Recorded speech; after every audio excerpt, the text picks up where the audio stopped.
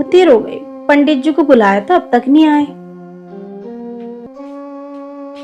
जय काल भैरव। अरे आइए आइए पंडित जी, बैठिए ना, मैं आप ही का इंतजार कर रही थी। बैठिए आप भी। देवी, अब बताइए विस्तार से क्या परेशानी है। मेरे पास हर परेशानी का हल है। पंडित जी, ये तो मुझे पता है कि आपके पास हर समस्या का हल है, इसीलिए तो मैंने आपको बुलाया है।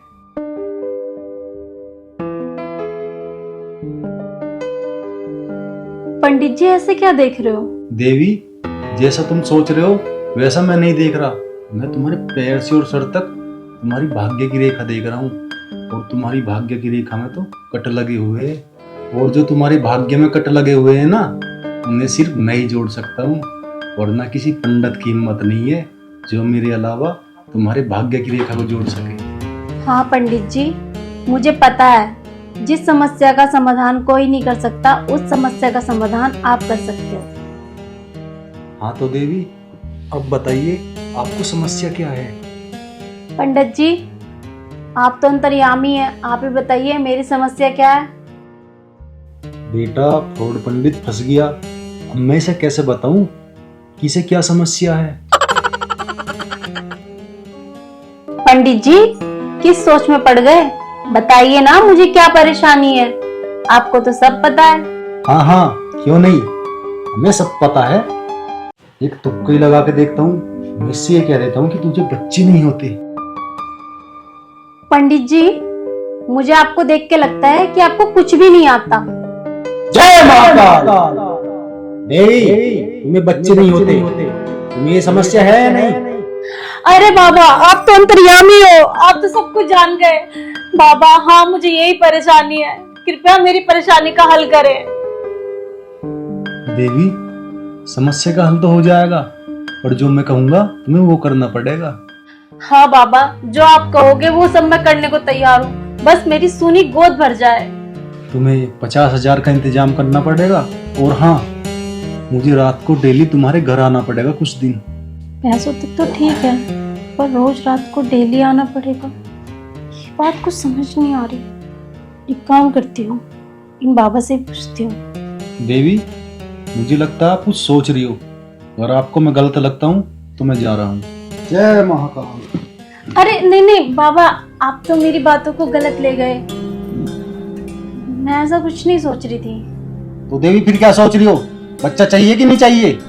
हाँ हाँ बाबा, बच्चा तो चाहिए, पर वो ये रात वाली बात कुछ समझ नहीं आई। देखो देवी, अब मैं तुम्हें विस्तार पूर्वक बताता हूँ। तुम्हारा आदमी इस लायक नहीं है कि वो बच्चे पैदा कर सके। अगर देखा जाए तो पंडित जी सही कह रहे हैं, अगर मेरा पति इस लायक होता तो शायद आज मेरे आंगन में कम से कम 2 बच्चे तो खेल ही रहे होते। क्यों ना मैं पंडित जी की बात मानकर इनसे समझौता ही कर लूं। देवी, अगर तुम चाहो तो मैं आज की रात ही तुम्हें बच्चा प्रदान कर सकता हूँ, क्योंकि आज की रात अमावस्या की रात है। अच्छा पंडित जी। देवी, इतना सोच विचार मत करो।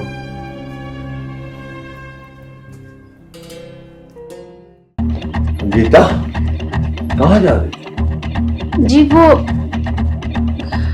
खैर खैर, ये कौन? जी वो मैं बताता हूँ मैं कौन। मैं श्री श्री श्री श्री श्री श्री श्री श्री क्या है तू? मैं श्री श्री श्री श्री। देवी, बताओ कौन हूँ मैं? सुनो जी, सुना? ये बड़े विद्वान पंडित हैं और हर समस्या का हल करते हैं। अच्छा, ये एक विद्वान पंडित है और हर समस्या का समाधान करते हैं। तेरे कहने का मतलब ये है ना? किस समस्या का समाधान करते हैं आप? मैं हर उस समस्या का समाधान कर सकता हूँ जिसका कोई नहीं कर सकता। ठीक है, मैंने मान लिया कि आप हर समस्या का समाधान करते हैं। आपकी फीस क्या? हर समस्या का समाधान करने के लिए मेरी फीस है 50,000 रुपये। 50,000 रुपए। सुन लिया ना? हर समस्या का समाधान 50,000 रुपए। ठीक है, मैं आपको 50 में 70,000 दूंगा। आप ये बताइए, आज डे क्या है? आज संडे है। आपने सुबह अपना वो देखा था पत्रा? पतरा तो हमारे दिमाग में रहता है मेजबान। आज संडे नहीं, आज है रविवार। और सुनो, जो पंडित होते हैं ना, शास्त्र पढ़े हुए, वो इंग्लिश में संस्कृत में बात करते हैं। हाँ, इसे क्यों बुलाया? मैंने कहा क्यों बुलाया?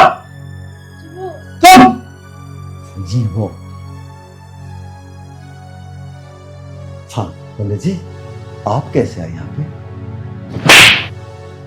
मैंने पूछा आप यहां कैसे आए? है जवाब। इसका मतलब आप एक नंबर के फिरोगी और गंदी नीयत रखने वाले इंसान हो। खड़े हो ना, खड़े हो ना। कुछ संस्कृत का ज्ञान है? ओम नमामि संसार निर्माण रूपम विभुम विभागात्मकम ब्रह्मा वेद स्वरूपम। इसका या देवी सर्वभूतेषु। ओम ऐं ह्रीं क्लीं चामुंडा विच्चे ओम गुलों हुं क्लीं जुम संग ज्वालाय ज्वालाय ज्वल ज्वल प्रज्वल प्रज्वल। ओम ऐं ह्रीं क्लीं चामुंडा विच्चे ज्वल। इसका हिंदी अनुवाद जानते हैं आप? नहीं ना। आज मैं तेरी वो हाजिर कर, तो आज के बाद किसी आदमी की गैर हाजिरी में किसी पत्नी के पास नहीं जाएगा।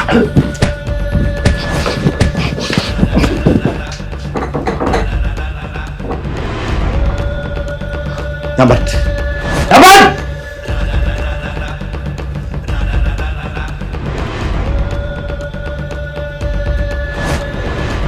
तो जानते हैं बच्चे पैदा कैसा होते हैं? ये पंडित या कोई तांत्रिक या मांत्रिक या मुल्ला या मौलवी या भगत बच्चे पैदा कर सकता नहीं। साइंस कहती है हमारी, बच्चे पैदा होना या ना होना स्त्री और पुरुष के हाथ में होता है। उनकी जो बॉडी की पावर होती है उसके हाथ में होता है।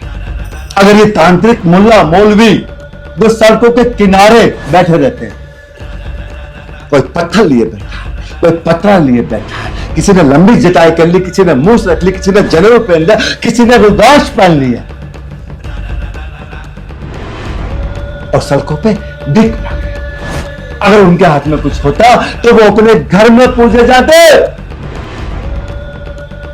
ना कि किसी के घर में घुस के 50,000 रुपए मांगना।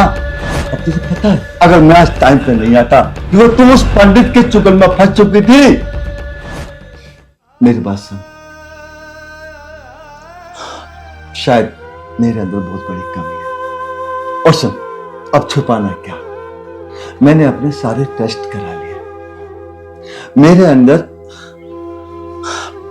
वो शुक्राणु नहीं है जिन शुक्राणु से बच्चा पैदा होता है।